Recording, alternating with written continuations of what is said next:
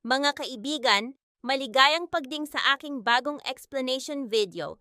Ngayon ay sisimulan na natin ang talakayan tungkol sa sigabo. Kung nagustuhan ninyo ang video, huwag kalimutang mag-subscribe sa aming channel na Series Explained pa. Para sa mga nanonood mula sa Facebook, ang link ng aming YouTube channel ay nasa video description. I-click lamang ang link at mag-subscribe upang makatanggap ng lahat ng mga update. Maraming salamat po sa inyong suporta. Pagkagising ni Sam, natagpuan niya ang sarili sa isang ganap na hindi pamilyar at kakaibang kapaligiran at lubos na nagulat. Agad siyang tumalon mula sa kama at dinampot ang baril na nakalagay sa tabi niya. Sa sandaling iyon, habang naghihintay sa labas sina Mang Rudy at ang iba pa, pumasok si Gabo mag-isa sa silid. Nang makita siya ni Sam, hindi siya nag-aksaya ng oras. Mabilis na sinakal ang leeg ni Gabo at itinulak ang baril sa kanyang ulo. Sa matinding tinig, tinanong ni Sam, "Sino ka at paano ako napunta sa lugar na ito?" Hindi handa si Gabo, desperadong iligtas ang sarili at lituhin si Sam, agad na nagsabi, "Hoy, anong ginagawa mo? Huwag kang bumaril, ako ang iyong asawa." Dahil sa pagkagulo ng isip mula sa kanyang mga sugat, natigilan si Sam. Nagtatanong sa sarili, totoo bang may asawa siya at siya ba'y nagdurusa sa pagkawala ng alaala? Nang lalong lumala ang sitwasyon, pumasok sina Mang Rudy at ang tiya ni Gabo upang pakalmahin siya. Pinayuhan nila si Sam, "Pakiusap, kumalma ka at ibaba ang sandata. Kailangan nating maupo at mag-usap ng maayos." Bahagyang gumaan ang loob ni Sam sa kanilang mga salita, kaya't ibinaba niya ang baril habang si Gabo ay nakatitig sa kanya ng may paghanga. Pagkababa ng sandata, matalim na tumingin si Sam kay Gabo at sinabi, "Kilalang kilala kita, nakaharap na tayo sa maraming mapanganib na sitwasyon. Sa bawat espesyal na operasyon, naroon ang iyong misteryosong presensya." Nang marinig ito, napakunot ang noo ni Mang Rudy sa pagkagulat at tinanong si Gabo, "Ano ang ibig sabihin nito? Ipaliwanag kung paano ka naroon sa lahat ng misyon." Ibinunyag ni Sam kay Mang Rudy na siya ay isang opisyal ng National Crime Investigation Agency at si Gabo ay naging malaking salik sa pagtunton ng mga kriminal mula kay Victor Anastigre hanggang sa sindikato ni Mr. John. Palaging napapansin ang presensya ni Gabo. Si Mang Rudy, basag sa galit at lungkot, ay nagsabi, "Gabo, akala ko'y iniwan mo na ang madilim na mundo at bumalik sa tamang landas. Bakit ka muling nasasangkot sa mga mapanganib na gawain?" Si Gabo, puno ng emosyon at katotohanan, ay sumagot, "Ama, sa aking nakaraan, sino sa lipunan ang magbibigay sa akin ng marangal na trabaho? Subukan mong unawain, lahat ng ginawa ko ay may sariling dahilan." Sa narinig na walang magawang kumpisal, naupo si Mang Rudy sa pagkabigla. Samantala, muling pinilit ni Sam si Gabo, tinanong, "Kanina, sinabi mong ikaw ang aking asawa. Ano ang ibig sabihin noon? Wala akong alaala ng asawang gaya mo." Si Gabo, may tusong ngiti at misteryosong anyo, ay sumagot, "Sinasabi ko ang totoo, bago ako matulog, nanalangin ako sa Diyos na bigyan ako ng kahanga-hanga, responsable, at mapagmahal na kapareha mula sa langit. At agad pagkatapos ng aking panalangin, bumagsak ka mula sa bubong, diretso sa aking mga bisig."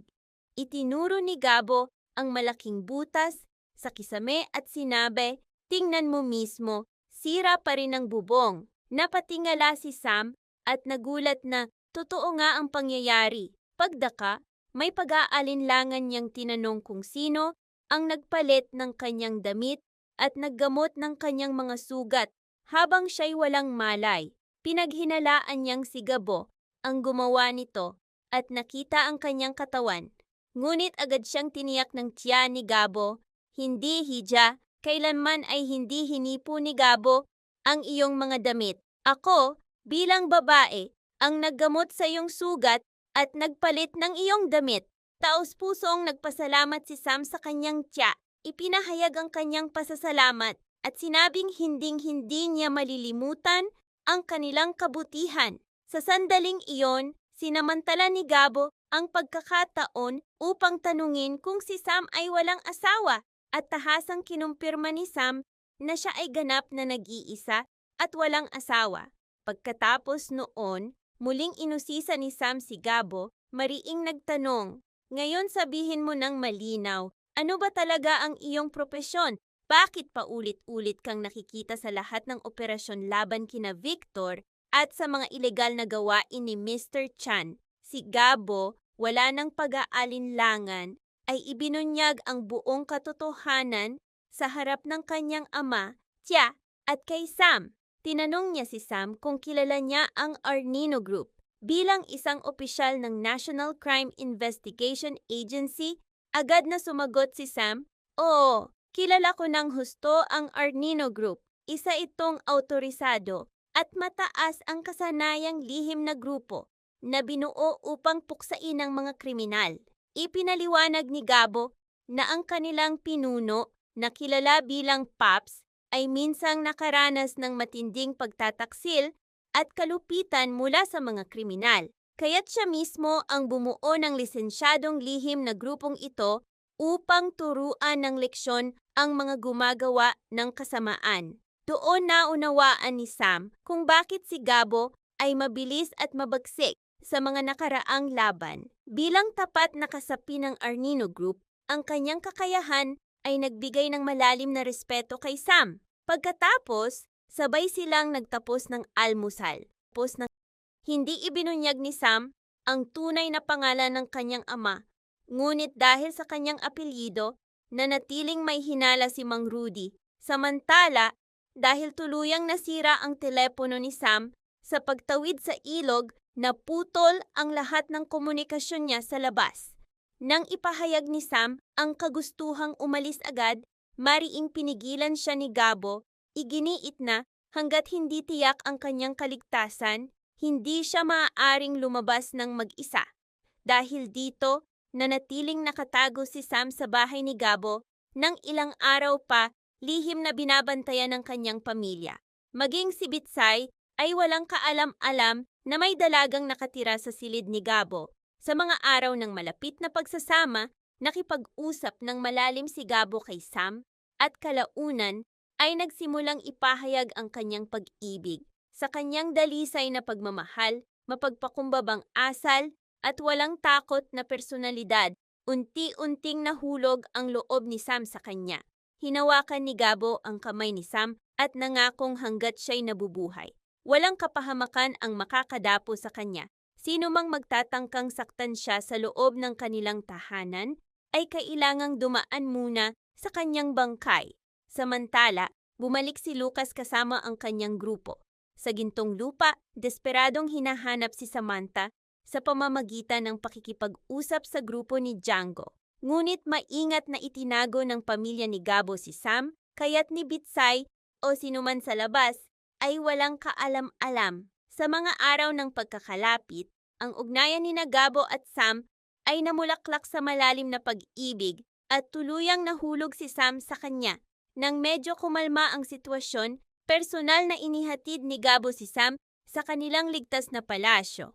Nang makita ang malawak at marangyang mansyon, namangha si Gabo at sinabi, "Hindi ka panipaniwala ang inyong kayamanan, kung sana'y ganito rin ang aming bahay." Sa sandaling iyon, kakauwi lamang ni Ricardo mula sa madugong labanan laban sa mga tauhan ni Mariano dahil napilitang umatras ang kanilang puwersa sa sobrang lakas ng kalaban. Nang makita si Sam na pumasok ng ligtas kasama ang isang hindi pamilyar na binata, lubos na nagulat sina Isabel at Ricardo.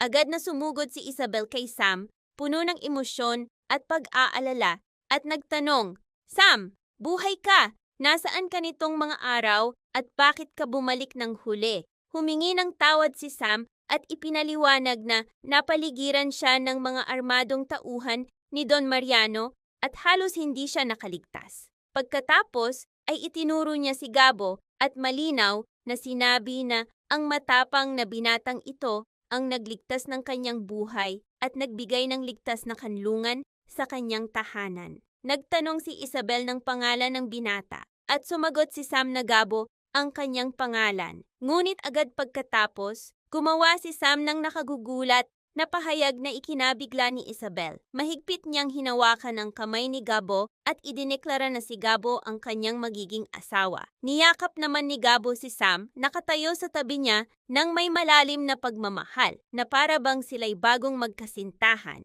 Nakiusap si Sam sa kanyang pamilya na tanggapin si Gabo ng buong puso dahil kung wala siya, marahil ay hindi na siya nakabalik ng buhay. Lubos na nagpasalamat si Isabel sa pagliligtas kay Sam at buong pusong tinanggap si Gabo. Ngunit sa likod ng kasayahang iyon ay nakatago ang isang matinding pagsabog dahil minsang nilugmok ni Ricardo ang pamilya ni Mang Rudy sa hindi masukat na paghihirap. At kung matutuklasan ni Sam at Gabo ang katotohanan ng mapait na alitan na iyon, ang kapalaran ng kanilang bagong umuusbong na pag-ibig ay haharap sa dramatiko at hindi tiyak na pagbabago.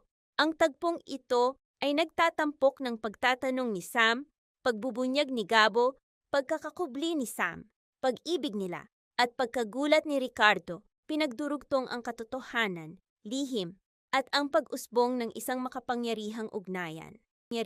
Maraming salamat sa panonood ng buong video. Para mapanood ang susunod na episode explanation, huwag kalimutang mag-subscribe sa Series Explained PH channel.